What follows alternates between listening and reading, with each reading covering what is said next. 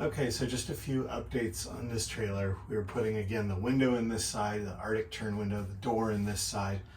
Has these U-shaped channels from the factory. So what we chose to do is just weld in a couple 1x1 square tubes on either side, weld that original frame to that above and below. It's a little tricky cutting the sheet metal out on the outside. We used a combination of jigsaw, some shears, marking the corners with a roll of tape to get the correct radius. The window fits there nice and tight now.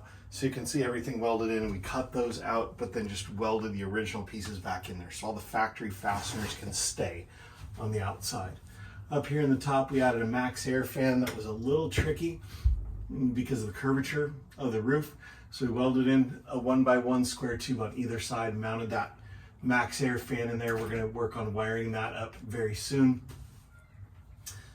But you can see fits in there really nice. Because of the curvature of the roof, we actually chose to suck it down a little bit so it would seal up really good using that butyl seal tape that we use on everything. Now we're ready kind of in this wall and in the ceiling and everything to put that 1-inch foam insulation. We're not quite ready on the ceiling because I'm going to weld one more piece in here to catch the back side of the solar panel that I'll show you. Up here on this front plywood wall, we're going to mount the solar controller for the time being, just kind of up here high, and the Blue Sea Systems fuse block. Here's the hole where the solar wires will come through, and we're working on, as you can see here, doing the same thing that we did for the window over here. So we're cutting this strut out and block it out, and then cut the sheet metal after we get that in place. So that's kind of where we are on the inside, and then I'll show you on the outside where we are. So we got this square tube, just a standard really nothing square tube, but it does have the reinforced end and the hole already drilled in it, which we like. We're actually going to mount this right underneath here. I'm going to catch a couple cross members of the frame and then weld some cross bracing, so I'll show you that in the video when I'm done.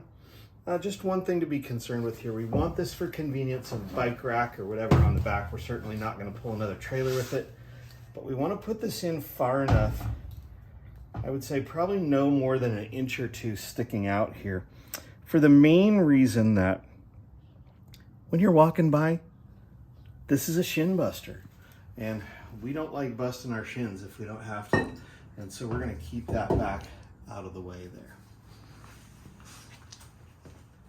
So here's just, again, one standard 100-watt panel. It was going to stick off the edge, not really a big deal because we have our fenders sticking out wide on this trailer. So we already have something that's sticking out beyond this face.